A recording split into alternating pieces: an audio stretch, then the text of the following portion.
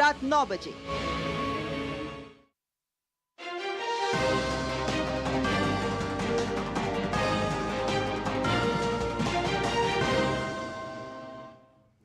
अभिवादये, अहमस्मि गवीश द्विवेदी। अत्र भवतां स्वागतम् एतस्मिन् डीडी न्यूज़ वार्ता प्रसारणे।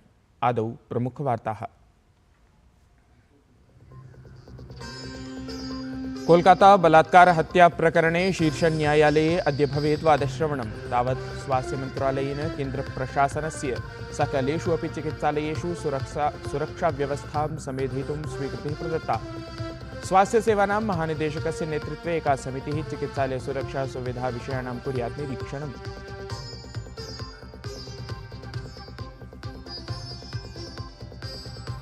भारतयात्रायां समागतः मलेशियादेशस्य प्रधानमन्त्री अनवर इब्राहिम इत्येषः प्रधानमन्त्रिणा नरेन्द्रमोदिना सह कुर्यात् द्विपक्षीयाः चर्चाः। देशद्वयम् अन्तरा अनेकेषु सन्धिपत्रेषु हस्ताक्षरं सम्भाव्यते।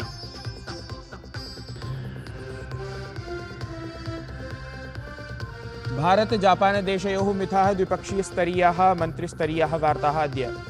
रणनीतिकसम्बन्धान् इतोपि समेधितुम् अथ भारतप्रशान्तक्षेत्रे स्थितिं समीक्षितुं भवेत् बलम्।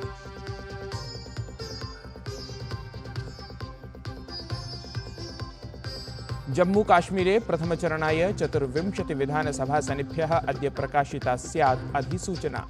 प्रत्याशिनः 27 दिनाङ्कं यावत् नामाङ्कनं कर्तुं शक्नुवन्ति। राज्ये 10 वर्षानन्तरम् आयोज्यमानं मतदानम्।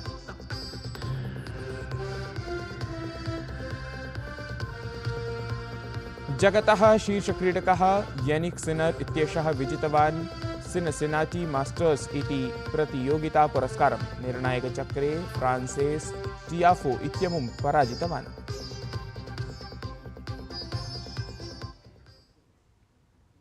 अथ वार्ताः विस्तरेण।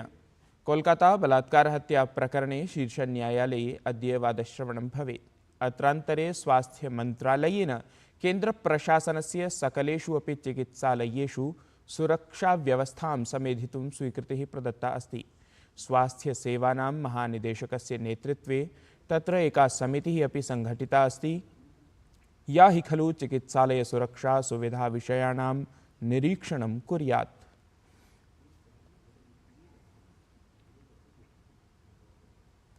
मलेशिया देशस्य प्रधानमन्त्री अनवर बिन इब्राहिम इत्येषः त्रिदिनात्मिकीं यात्रामुद्दिश्य भारतं समागतः अस्ति।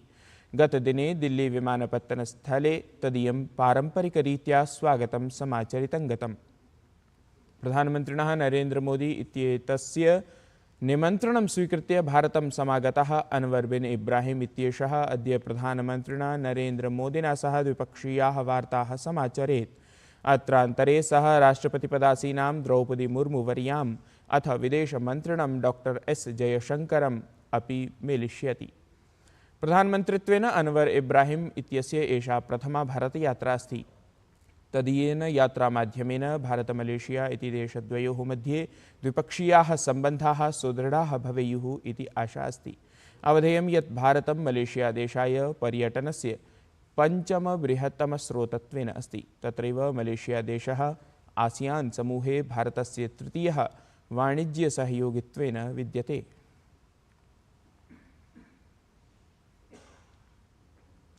भारत-जापान देशयोः मिथः अद्य नवदिल्ल्यां 2+2 इति मन्त्रिस्तरीया वार्ता समाचरेत्। रक्षामन्त्री राजनाथसिंहः, विदेशमन्त्री डॉक्टर एस जयशंकरः, जापानदेशस्य रक्षामन्त्री किहारा मिनोरु इत्येषः, विदेशमन्त्रिपदासीना योको कामिकावा इत्येषा च उपवेशने सहभागितां समाचरेयुः।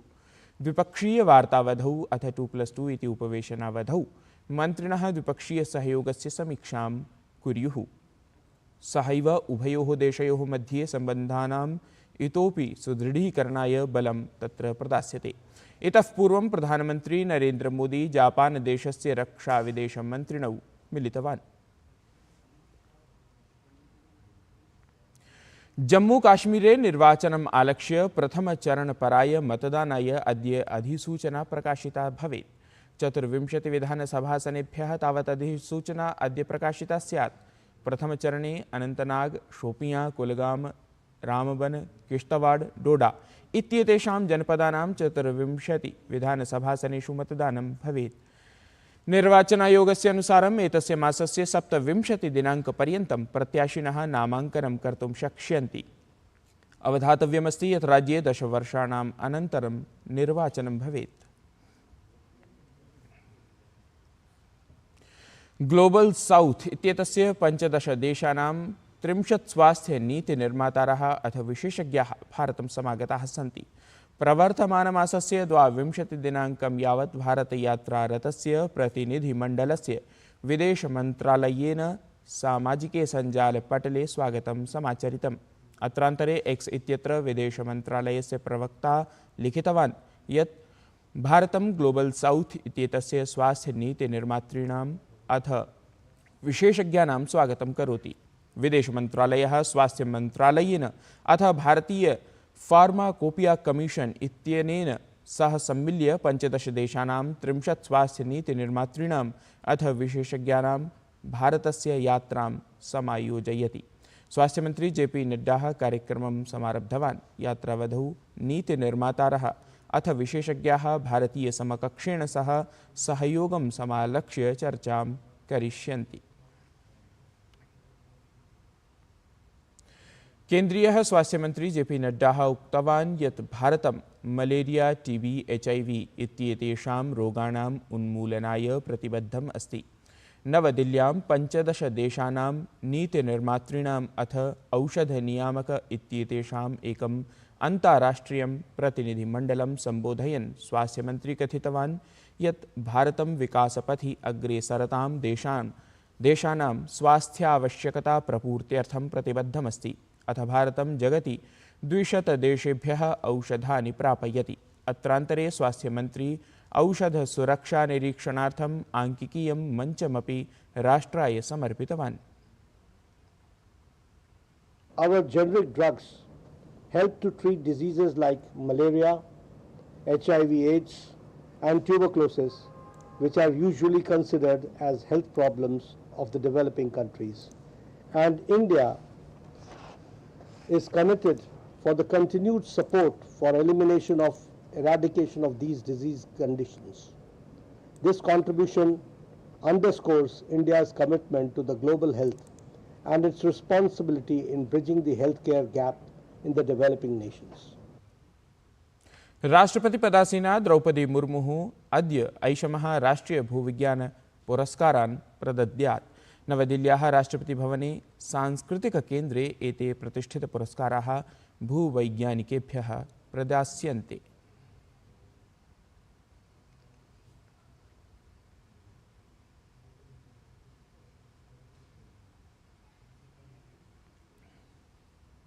श्रावणी पूर्णिमायां प्रतिवर्षं संस्कृतदिनम् आचर्यते इति तु विदितमेव। क्रमेऽस्मिन् गतदिने संस्कृतदिनं सर्वत्र आचरितं गतम्। एतस्मिन् अवसरे प्रधानमन्त्री नरेन्द्र मोदी एक्स इति जनसञ्चारपटले देशवासिभ्यः शुभकामनाः प्रकटितवान्। असौ तत्र लिखितवान् विश्वसंस्कृतदिनस्य शुभाशयाः। ये संस्कृतस्य अत्यन्तम् अनुरागिणः सन्ति किञ्च एतस्याः श्रेष्ठभाषायाः प्रचाराय प्रयत्नशीलाः सन्ति तेषाम् अहं हार्दम् अभिनन्दामि।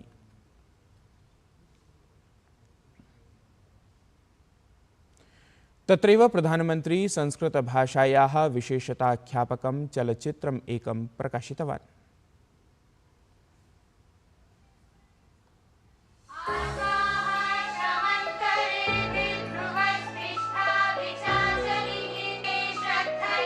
अमृतम संस्कृतम मित्र सरसम सरलम वचन, अर्थात हमारी संस्कृत भाषा सरस भी है सरल भी है। ये भाषा हजारों वर्षों से शस्त्र और शास्त्र दोनों ही विधाओं की जननी रही।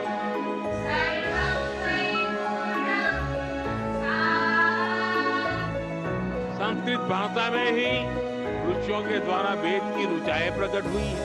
इसी भाषा में पतंजलि के द्वारा योग का विज्ञान प्रकट हुआ है और इसी भाषा में अंतरिक्ष विज्ञान, धनुर्वेद और युद्ध कला के ग्रंथ भी लिखे गए। दुनिया में इन हजारों वर्षों में कितनी ही भाषाएं आई और चली गई, लेकिन हमारी संस्कृत आज भी जितनी ही अक्षुण्ण उतनी ही अटल है। संस्कृत केवल परंपराओं की भाषा नहीं है, ये हमारी प्रगति और पहचान की भाषा भी है। संस्कृत सप्ताहः प्रवर्तमानः अस्ति। एतस्मिन् अवसरे अनेकेषां मान्यजनानां शुभकामना सन्देशाः अस्माभिः अवाप्ताः आसन्। तेषु एव कतिपय सन्देशान् अत्र अवलोकयामः। संस्कृतदिन प्रसंगे सर्वेभ्यः संस्कृतप्रेमिभ्यः हार्दानि अभिनन्दनानि, हार्दाश्च शुभाशयाः। अद्याहमस्मि लोणावळानगरे वर्षा ऋतोः आनन्दम् अनुभवामि। भवद्भ्यः सर्वेभ्यः श्रावणमासोऽयं माङ्गल्यप्रदो भवतु, कल्याणकरश्च भवतु। पुनरेकदा संस्कृतदिनमभिलक्ष्य हार्दाभिनन्दनानि। संस्कृतदिवसस्य सर्वेभ्यः मम हार्दिकशुभकामनाः। अस्मिन् शुभावसरे वयं सङ्कल्पं कुर्मः यत् यत्र यत्र गच्छामः संस्कृतभाषायाः माधुर्यं सर्वेभ्यः आस्वादयामः। पुनश्च संस्कृतोत्साहं सर्वत्र वर्धयामः। जयतु संस्कृतं, जयतु भारतं, जयतु मनुकुलम्। संस्कृत दिवसमालक्ष्य केन्द्रीय गृहमन्त्री अमित शाहः अपि एक्स इत्यत्र संस्कृतभाषया एव स्वीयाः शुभकामनाः लिखितवान्। केन्द्रीयमन्त्री स्वीय सन्देशे अलिखत्, संस्कृतभाषा भारतीयसंस्कृतिः च परस्परं पूरकौ स्तः। न केवलं संस्कृते ज्ञानसागरस्य बहुमूल्यानि शास्त्राणि रचितवन्तः, अपितु संस्कृतसाहित्येन विश्वसाहित्यानां मार्गदर्शनमपि कृतम्। विश्वसंस्कृतदिवसे संस्कृतस्य संरक्षणे संवर्धने च योगदानं कुर्वतः सर्वान् महानुभावान् नमस्करोमि। आगम्यताम् अस्मिन् अवसरे अस्माकं देवभाषायाः प्रचारप्रसारार्थं सङ्कल्पं कुर्मः इति। असमप्रदेशस्थिते कुमारभास्करवर्म संस्कृतपुरातनाध्ययन विश्वविद्यालये संस्कृतसप्ताहसमारोहस्य अनुष्ठानं सञ्जातम्। संस्कृतसप्ताहप्रसङ्गे तत्र विविधाः कार्यक्रमाः आयोजितं गताः। उद्घाटनकार्यक्रमे संस्कृतविश्वविद्यालयस्य कुलपतिः प्रोफेसर् प्रह्लाद आर् जोशीवर्यः सर्वान् संस्कृतसेवाविषयमालक्ष्य विज्ञापितवान्। विशिष्टातिथिरूपेण संस्कृतभारत्याः पूर्वोत्तरक्षेत्रसङ्घटनमन्त्री मोहन कण्णन् इत्येषः तत्र समुपस्थितः आसीत्। साहित्यविभागीयम् आचार्यं डॉक्टर रातुल बुजरवडुया इत्येतं समेत्य कार्यक्रमे विश्वविद्यालयस्य आचार्याः, छात्राः, अन्ये च गणमान्याः उपस्थिताः अभूवन्। जगतः शीर्षक्रीडकः यानिक सिनर इत्येषः सिनसिनाटी मास्टर्स् इति प्रतियोगितापुरस्कारं विजितवान्। सः प्रतियोगितायाः निर्णायकचक्रे फ्रान्सेस् टियाफो इत्यमुं पराजितवान्।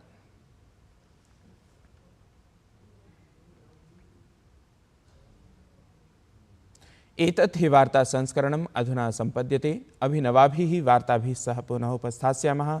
तावन्मङ्गलं भूयात्।